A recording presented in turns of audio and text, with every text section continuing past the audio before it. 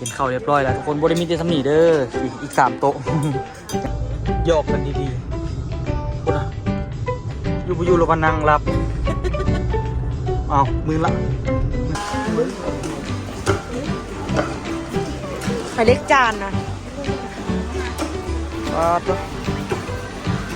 พอช้อปปิ้งซาใจขนาดเอา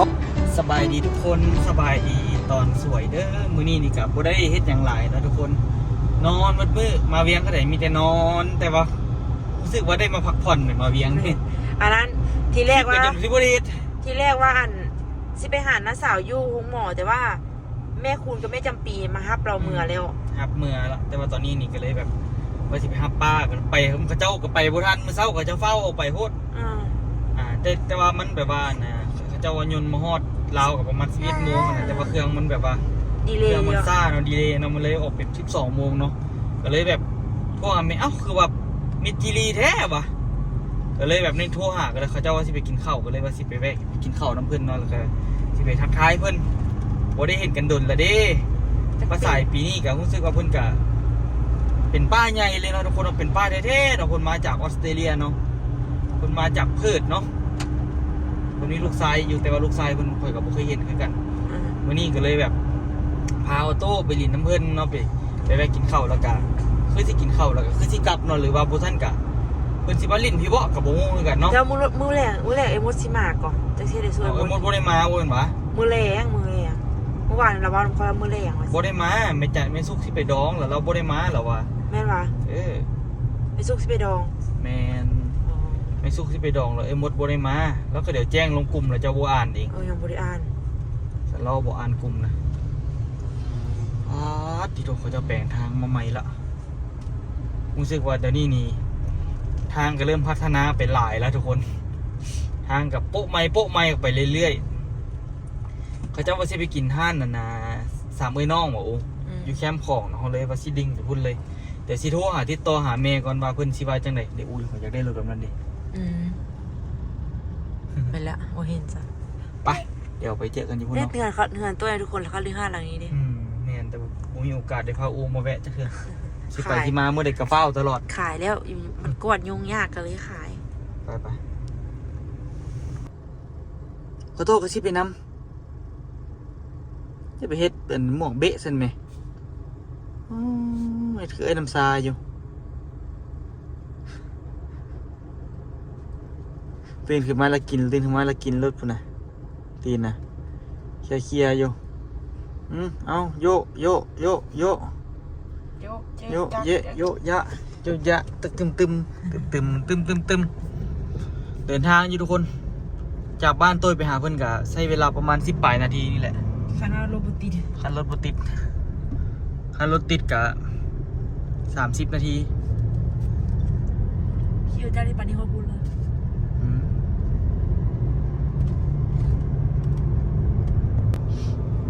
ต้องได้ผ่านได้ทุกคนน้องประตูไซคันมาแคมป์ของต้องได้ผ่านเสร็จนี่ซื้อตรงเอี้ย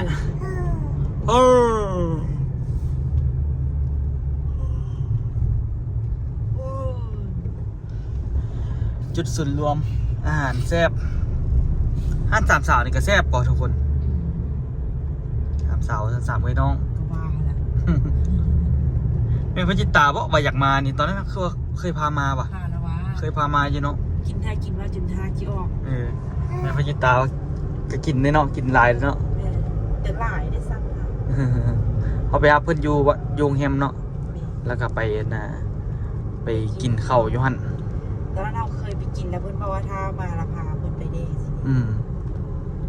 พาไปอาลีเนาะเรียกันอันนี้ก็ได้แมนไปอุปการไทยน้ำปลาเนี่ยไม่เคยเห็นกันจากเทือกไม่เคยว่าไม่เคยลงไม่เคยอย่างเลยสิเป็นยังแต่คอยกะอายสิอายที่คอยถ่ายคลิปไปสิไปฮอดหอคำละเด้อฮอดนี่แล้วเขากะเลี้ยวขวาเนาะเลี้ยวขวาบ่ได้เนาะทุกคนที่บอกว่าเลี้ยวขวาบ่ได้ฮะนะเพราะว่าเป็นทางวันเวย์ทำเนียบประธานประเทศหอคำ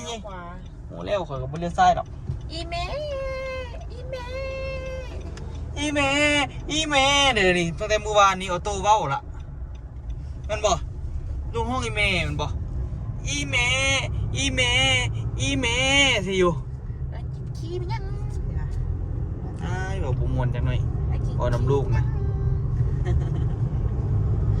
หยอกจื้อๆหรอออโต้หรอนี่ไม่ตาหักออโต้จุดเลยดึงออขี้มันยัง พอดีห้านอยู่ทั้งหน้านะทุกคนเขาเลยเอามาจอดอยู่วัดแล้วก็ย่างไปเอาบ่ได้เสียเงินเด้อตอนนี้แต่ตอนแรกเงินเสีย ตอนแรกที่มีคนแบบเขาเจ้ามาเก็บเงินเนาะห้านก็อยู่ใกล้ๆนี่เลยไม่สุกว่าเขาเจ้าแปลงทางเลยบ่ได้เอารถเข้าไป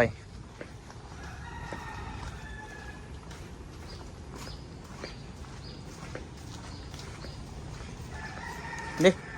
ห้านก็อยู่หันเลยห้านไปสีฟ้าๆนี่เลยรถพอสดจักไปไว้เถอะหอดละเด้อหอดห้านละเด้อ3น้อง1989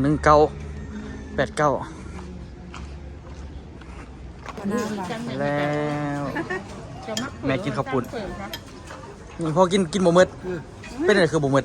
มันเยอะหมดอ่ะ เป็นไปได้สิเงืดมาทายก็กินข้าวปุ้น แล้วตัว ป้าบ่กินหมดเลยกินจะหันกะเฮ็ดบ่หมดเงืดขนาดมื้อเช้าก็กินอันนั้นล่ะ ที่เศร้ากินข้าวเปียกใส่กินฟืน ก็ใส่ก็เราเขื่อนคือตู้ย่าเนาะคือว่าใช่คือยุ่งลุ่มกับว่ากันเรื่องบ้านปลาเขื่อนคือมันก็ ครับพี่น้องถ้วยใหญ่แท้มื้อเช้ากินข้าวซอยมื้อซอยกินเฟอ เส้นนี่กินได้ตลอดอุ่น ยอมค่อย ฮะจะเป็นนมอันนึง กินข้าวเรียบร้อยแล้วทุกคนบ่ได้มีแต่สำนีเด้ออีก3โต๊ะ ญาติพี่น้องมากันมากินเนาะแต่ก็แยกกันกินอีก3โต๊ะเนาะอาบูเฮ้อาบูเฮ้อาบูเฮ้เราเอาโต๊ะนี่ออกมากินนี่เดี๋ยวสิไปแวะตลาดทุกคนซื้อเครื่องไปไว้เฮ็ดกินมื้อแรงตอนหับป้าเนาะ ก็อยากกินอาหารลาวๆสิเฮ็ดเพิ่นมาเฮ็ดอันเด้อกินก็ได้แม่สุคันอยากกินหมกเครื่องโซนสิมีบ่ตลาด อา คนโต บูอาบูเฮ้ เครื่องแบบ อา ต้อง บูอาบูเฮ้อาบูอาบูเฮ้ตานายขนาดเนาะอ่ะพ่อแม่คือบ่ฮอดปานนี้ ก็ย่านเรากายของบุตรพ่อแม่ไม่ได้ร่ำรวยที่จะสร้างอะไรไว้ให้ อันนี้รถไม่สุกเนาะทุกคนข้างหน้านี่เนาะเขาเจ้ากำลังสิไปเดี๋ยวเขาสิไปแวะตลาดพนต้องเอาเพราะฉะนั้นบ่ได้ไปตลาดลาวซ้ำก็เลยนำก้นไปน้ำกันเอามันจึงสีหัวสิไปเอาอย่างแดเนาะตอนนี้นี่ก็นำก้นกันไปก็ยังบู๊เดี๋ยวทุกคนมาเช็ดนี่อย่างให้สู้เขาเจ้ากิน แต่ว่าอ้ายนั่นอ้ายเพิ่นเป็นนะคันที่ว่าเป็นอ้ายเคยตัวเนาะทุกคนเพิ่นเป็นคนกัมพูเชียก็เพิ่นสิกินอาหารประเภทใดเป็นคนกัมพูเชียแต่ว่าเพิ่นก็อยู่ทางนั้นน่ะออสเตรเลียนำกันนั่นน่ะคือ คือเอ้ยตัวกับเป็นลูกลูกน้องเนาะ ตัวเป็น เอ้ยพรนั่นเป็นลูกกันนะลูกน้องพอสดเนาะเพิ่นไปอยู่พุ่นก็เป็นคนลาวที่ไปอยู่ออสเตรเลียเนาะ นับตามสั้นละเขาต้องเอิ้นให้อันลูกเราต้องเอิ้นให้เขาเอิ้นป้ากับลุงเด้ แม่นแล้ว อันเพราะว่าเพิ่นเป็นลูกน้องดิคือเฮานี่เอิ้นอีรถเอิ้นให้รถจนากับตาลูกเขาต้องเอิ้นให้ป้ารถเด้เพราะเขาเป็นลูกเอื้อย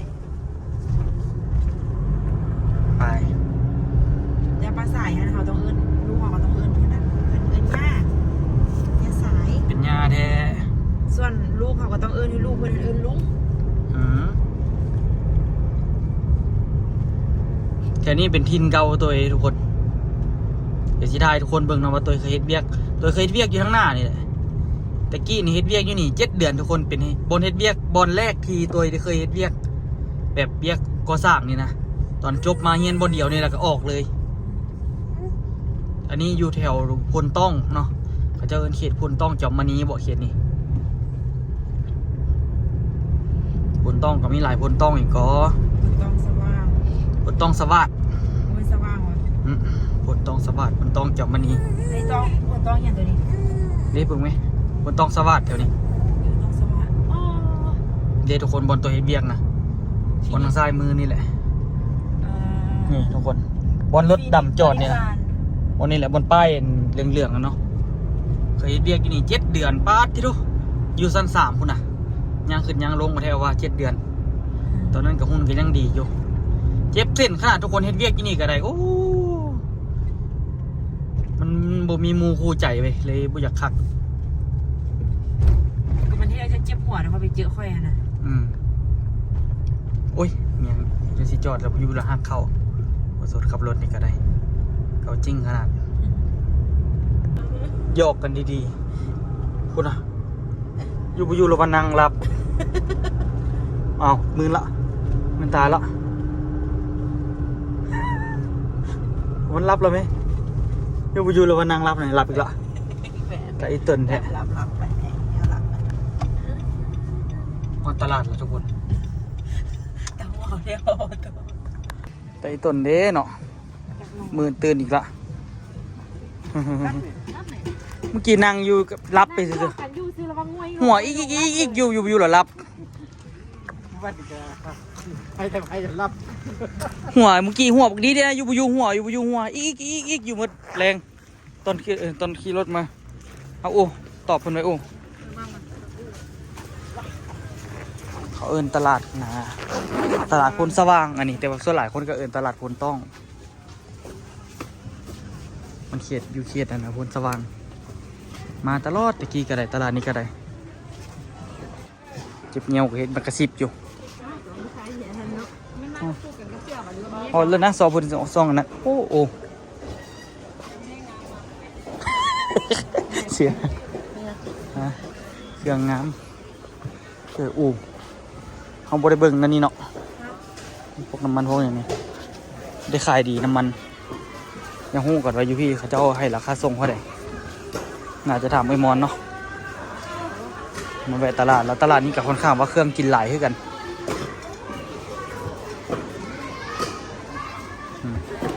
เป็นสิ้นเป็นอย่างตลาดนี้กับไก่ไล่น่าจะพาลุงเด่นมาจากบาทวะตลาดนี้บ่ได้พาลุงเด่นมาจากบาทตอนนั้นก็ลืมคิดว่าตลาดนี้กับคักขึ้นกันแต่เพื่อพาเราไปเป็นตลาดเดิมๆฮะซื้ออย่างพ่อโมเฮ็ดในเมนูนี่น้องงูเฮ็ดบ่ฮะเราเฮ็ดอย่างเฮ็ดอันนั้นบอกเราเฮ็ดอันนั้นเด้เฮ็ดอันน่ะเฮ็ดขาไก่อันนั้นน่ะ มีนอกผมกับมกไข่มุกนอกผมตำเที่ยวกับซีนำบอกปิ้งเสียห้อง บ่อันใช่เราเฮ็ดอันนั้นน่ะเฮ็ดขาไก่ให้เด็กน้อยกินน้ำมันน่ะ นี่ละว่าซื้อซีนมาจาก2 โลเด้อเอากับตับพร้อมซีนเอาเสือห้องให้วะ2 โลตับ เจ้าถามเราเอ้ย บอกไอ้ซื้อขาไก่เพื่อไอ้ดีเฮ็ดก่อน บ่โทรหาเราให้เราเฮ็ดก่อนสิโทรหาเราเอง ให้เด็กน้อยกิน จักสิเอาอันเลยเด้เอาจิแม่จิเอาอย่างนี้ ไม่ใช่ไปคุณชนสบู่มีสังไข่เด้อ อืม เข้าห้องน้ำก่อนบ่เฮา อันนี้สิเด้อ เขตนี้เป็นเขตจอมมณีห้องหมอ150เตียงนะทุกคนกะตอนนี้เฮาสิไปตลาดลาวเพราะว่าตลาดนี้บ่มีเครื่องซ่อนเนาะบ่มีเครื่องครบที่เฮาอยากได้เนาะก็เลยแบบย้ายไปซื้ออยู่พุ่นเลยซะบาทเดียวจึงจบเนาะ ป้าเพิ่นมาแต่เพิ่นแม่สุกก็อยากเฮ็ดของกินแซ่บๆให้เพิ่นกิน แมน แต่หมอแม่สิมอบภารกิจเฮ็ดอันเป็นหมกของซ่อนในอู่ แมนซะบ่เราเว้าว่า แล้วว่าเธอคอยเฮ็ดเด้อก็ได้ เฮ็ดได้เลยก็เฮ็ด แต่ว่าบ่เฮ็ดเผ็ดภาษากับเพิ่นก็คือสิบ่กินเผ็ดเอาเบิ่งอะ เฮ็ดธรรมดา จัดไปสันเดียวไปแวะตลาดก่อนทุกคนแล้วจึงว่ากัน โอ้สิมาครบได้นี่ โอ้ถือว่าครบได้ครบว่า เอ้ยพูดเด็กก็สิมาเอ้ย เอ ไป อ ก็ ย่านอยู่ย่านมีคาราโอเกะอยู่เบิ่งคักละ ห้องคาราโอเกะ อุตส่าห์ออกเงินกันซื้อเอาแท้ว่า สิแหละทุกคนมาเวียงก็สิเห็นว่าอู้กับตัวแบบกินนั่นกินเนี่ยเด้อสิที่จริงหั่นน่ะเฮาอยู่กับพ่อจ้อยแม่จันหั่นน่ะเฮาก็กินคือกันหั่นแหละทุกคนบางเทื่อก็บ่ทันได้ถ่ายคลิปบางเทื่อก็ได้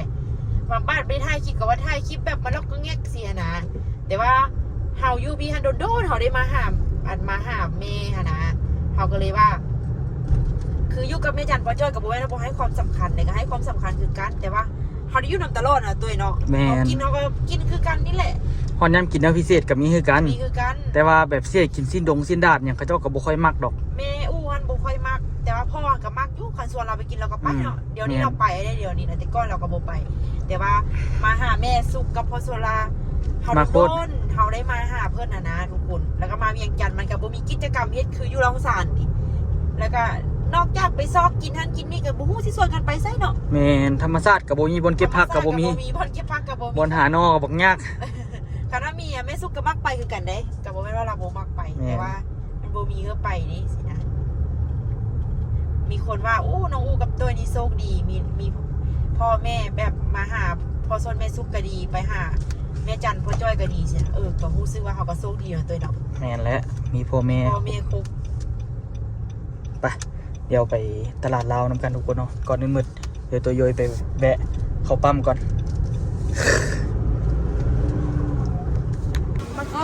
มาแล้วทุกคนไป เมียง เอามาเฮือนหรือหรือว่ายู่อันนั้น ตำเสิร์ฟ เขาตั้มมาแต่ ไปกี่ทางเขา เท้าคุณอ่ะมีเมียง ในกระยางก้อนกีดเขา ไปก้อนยังลม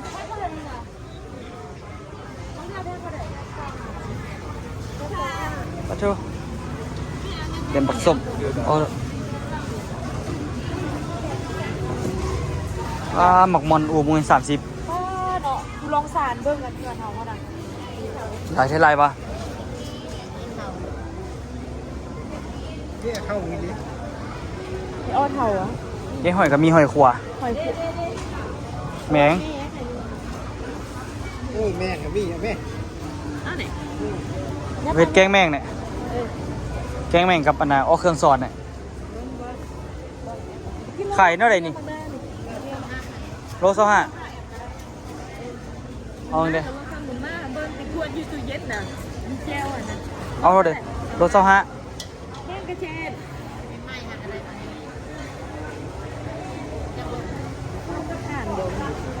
จะขานใจอยู่ได้ล่ะขานใจก็เอาน้ำอื่นเลย แม่สะฮอน แม่สร้างฮอนมันนี่เว้ย กินแล้วค่ะเขาไปกินที่บ้านซะแม่นี่ ไป อันนี้เมื่อค่ะไปนักขอค่ะดิไปกลับบ้านมืออื่นเสาคนนี้ชอบกินหรอ อื่นเขายังซอกกินไปมาสิแหละมาตลาดลาวละอันนี้ก็พอมีกุ้งตัวใหญ่ดีขนาด ขายได้เด้อแม่ฮะ ชีสโล250,000ต่ำเจียวตัวเยอะเซ็น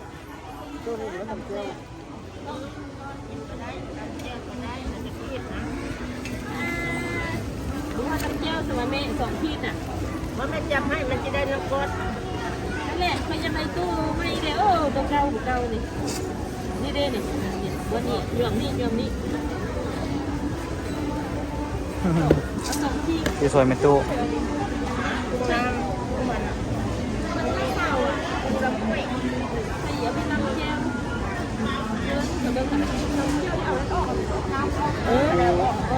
ตัวยืดเลย ตัวบอกใหญ่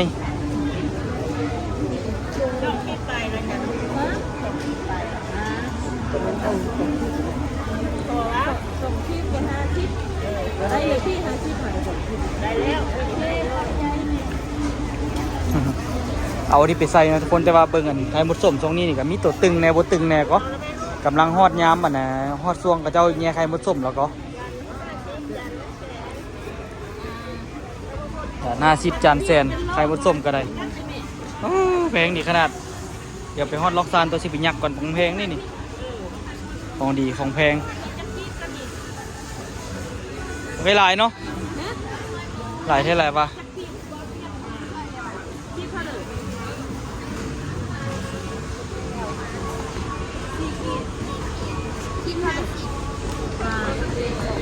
200,000มันนะมันมีเวลาการต่อกันทำ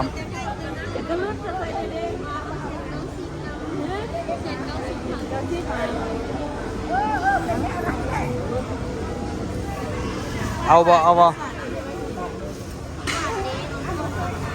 เดี๋ยวจะไปซื้อสิ้นงัวอีก2 กิโลทุกคนก็ไปซื้อตับเนาะ2 ขีดอันนี้ไม่ถูกไปเจ้ามือโอ้อูตัวแง่มันบอกปลาตัวแง่ก็มีบัดนี้ไปเลยแง่ได้บัดนี้ลึกขนาดไปพอละทุกคนเนาะเดี๋ยวไปเอาแนวไม้อีกว่ามีหลายแนวอยู่ก็มีผึ่งมีมิ่มมีอย่างโอ้มีหลายแนวเลยมีทอดแมงมันตลาดนี่นี่ไว้ใจได้เลยว่าสิมาซื้อเครื่องซื้อของมีหลายแนวเนาะได้เรื่องตัวแหงมีตัวแย่พักบานอย่างมีครบเลยทุกคน ใจละเด้ไปหาที่พ่ออีแม่ ให้แล้ว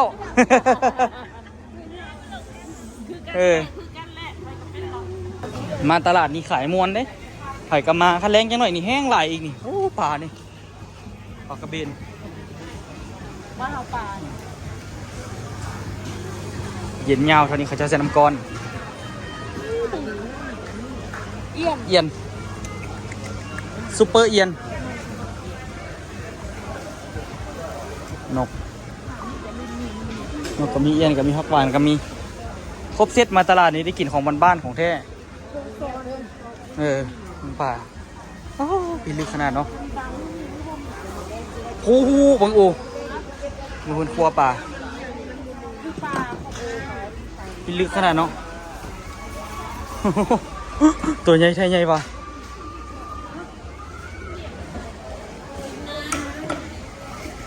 กบเกียดมีครบเลยตัวนี้ตีกบนา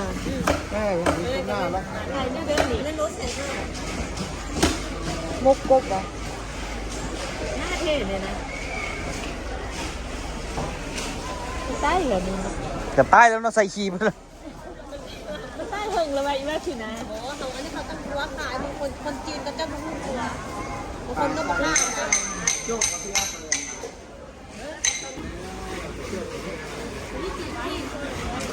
โลเท่าไหร่แม่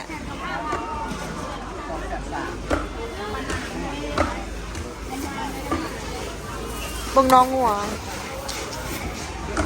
กองงามแม่ลูกบ่เห็นอันนั้นเลยบ่เห็นกองซอนปกติมาคิดทอย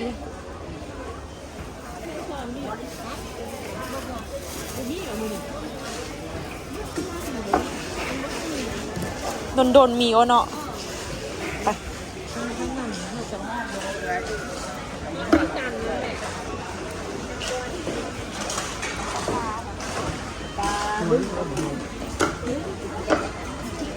หอยเล็กจานนะหอยเล็กจานวันนี้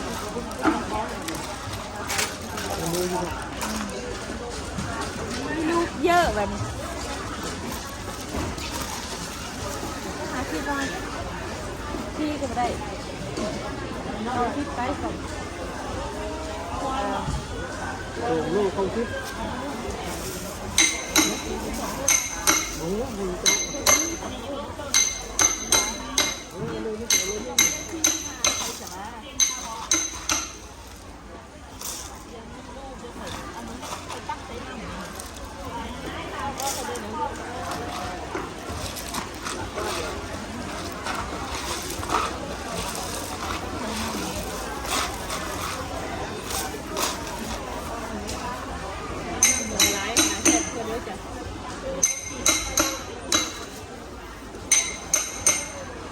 โ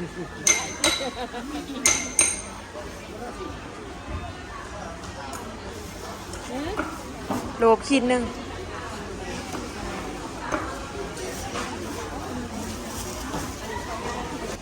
ได้ยังได้ละอู ไม่หลายอันแล้ววะ มันจับซอยๆมา ลืมซื้อเสื้อให้ซื้อหน่อย ไปเดี๋ยวซื้อพักซื้อมีแล้วก็สิไปซื้อซีนหน่อยหนึงซีนยังบ่ทันมี ซื้อเสื้อจัก2 โลซื้อตับ2 ขีดทันวะแม่ยังสิไปเลาะซื้อเครื่องซ่อนอีกอยู่เมื่อกี้แม่ซื้อได้แล้วเห็นบ่ อุสะใจ ฮะบ่ซาใจย่านบ่พอ เจ้าพอกิน หมูยากเดี๋ยวเรากินเฮ็ดซีนไปเพื่อเอาเฮ็ดปิ้งซีนสำสายย่านอ้ายเพิ่นสิกินบ่ได้เฮ็ดปิ้งซีนงัวเพิ่ม กินหัวอีกกระเบน บ่กินงัวอีกก็มีที่ได้ซื้อไก่แล้วบ่เนาะเป็ดขาไก่ให้ทอดขาไก่กินเล็กน้อยเขาจะน่าจะกินดีอยู่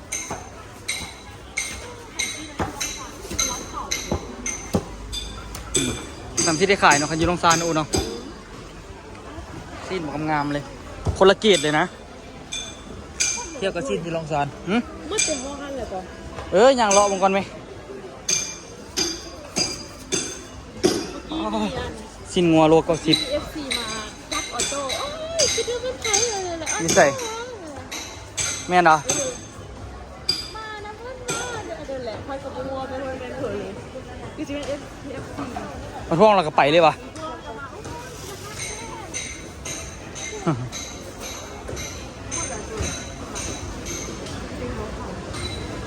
ลูกค้าลายไปเราเบิ่งก่อนไป มันชุดเท่านี้เหลือห้องเป็นอันชิ้น ทางนั้นเด้ทางนั้นเป็นหมูหมดแล้ววะ แม่นตอนนี้หัวด้วยนี่นะ แต่ซีมีอยู่ก้าหมูก็ได้งัวก็ได้ หมดแล้ว เอาตัวใดปะนี่มันบะมีเด้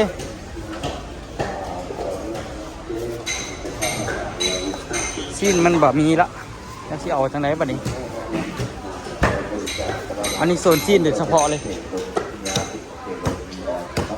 ท่านผู้มีซีนก็สิเอาสันคอเอาสันคองัวเอาไปซีนฮานี่งามอยู่เบิ่งฮานี่แหละเบิ่งฮานี่แหละงามละโอ้ฮานี่ก็งามเหมือนกันที่จริง ไม่เสือหรอ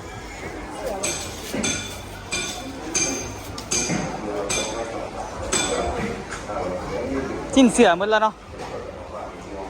ค่ะแล้ววันนี้เขามีชิ้นเสือมีแต่ ฮะ เอาสั่น สั่นตัวใดสั่นอย่างอันนี้สั่นคอว่ะ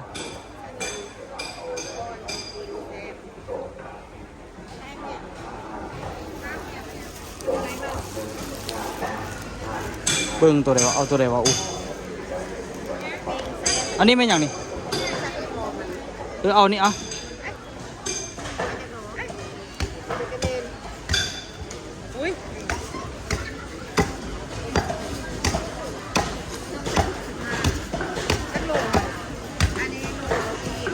โล8ก็ฮะซ้ำโล9อะไรเนาะ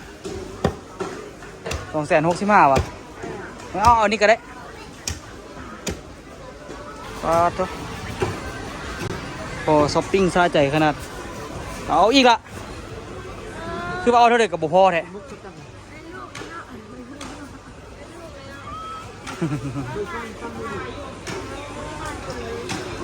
โอ้นี่ยังจืดอยู่เนาะ เพื่อนเห็นเขาอยู่ในอัน ฮะ ในเพจ วะ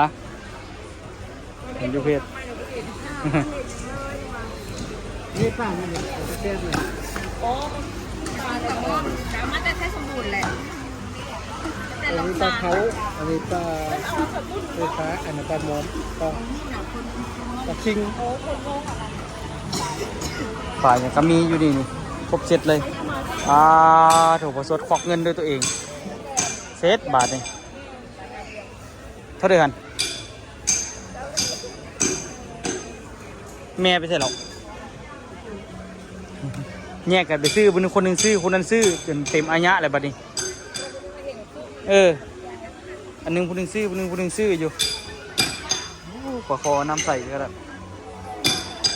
ไป ได้หลายแหงทุกคนหลายเท่หลายวะมืดเป็นล้านพอเลยทุกคนประมาณ1,000-2,000พอเลยหนักเด้อไปหลังนี้วะไปหลังนี้เอาเป็นอย่างหลายก็เสร็จป๊าดเดียวตัวอายะแท้ ทุกคนเอาไปเจอกันคลิปหน้าเด้อทุกคนหลายแหงตอนนี้หลายอันหลายแนวแหงเป็นซีนเป็นกุ้งอย่างครบเซตเลยเจอกันคลิปหน้าทุกคน